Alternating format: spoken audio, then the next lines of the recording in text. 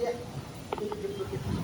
So, apa yang kita boleh tengok kat sini, breather di depan ni pula adalah connectors yang kita cabut tadi, boleh datang.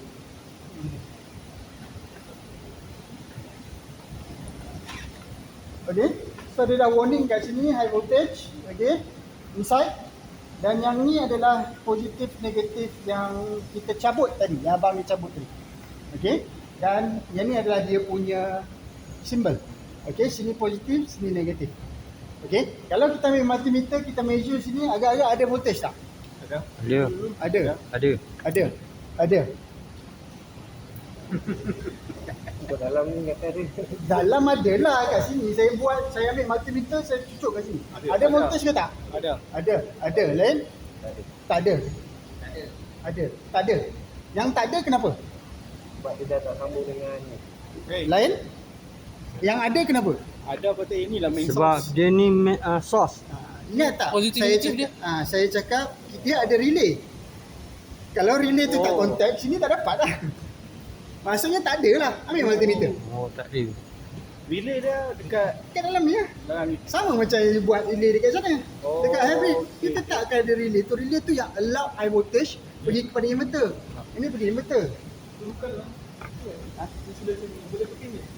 Pak ambil lagi satu sebab yang ni prop dia dah. Maksud dia sini tak ada current keluar. Sini tak ada current keluar. Oh, dia tak akan stop lah.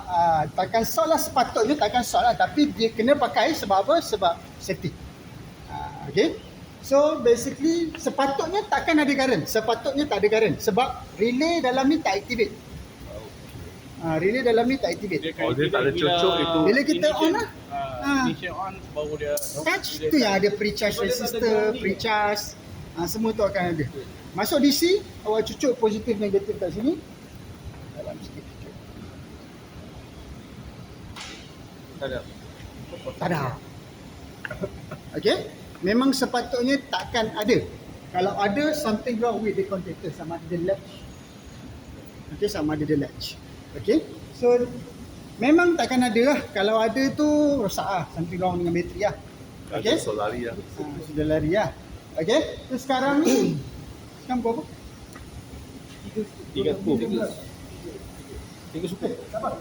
So, kita akan buka keliling ni. Saya perlukan lagi 2 orang pakai TV. Minta bantuan. Orang ni. Lagi cepat sikit buat kerja. Nak cepat boleh tak? Dan minta buka keliling ni untuk kita bawa keluar di sekarang. Kita nak tengok dalam. Apa ni? Bola di pos. Saiz 30. Ini 30.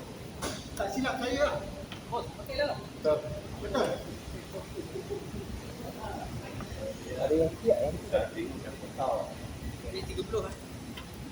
Ini drive ni. Saya.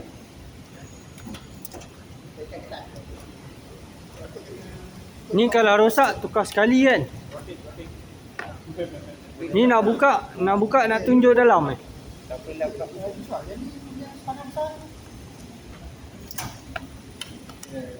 Ni nak buka nak tunjuk dalam dia. Aku dah lurah ni. Aku ingat kan. Aku dah lurah. Kawan nak cari yang tu lah. Troli tu. Mula daripada bawah kan. Nak beli ni. 30,000. Ni. Lift ni dengan yang jack ni. Ni 30 lebih. Itu dah berapa? Ada yang 7-8. Ini ni.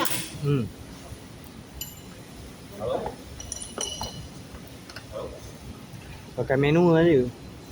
Biasa buat lori pakai manual je. Boleh siap overhaul lagi. 3 hari siap. Orang kembali KL. 350.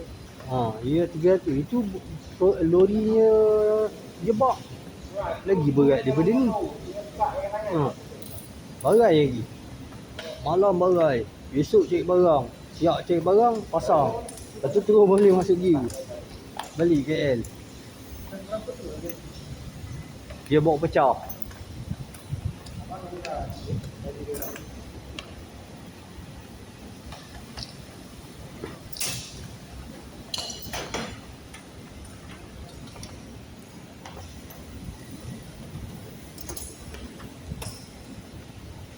Lu ambil. Ya.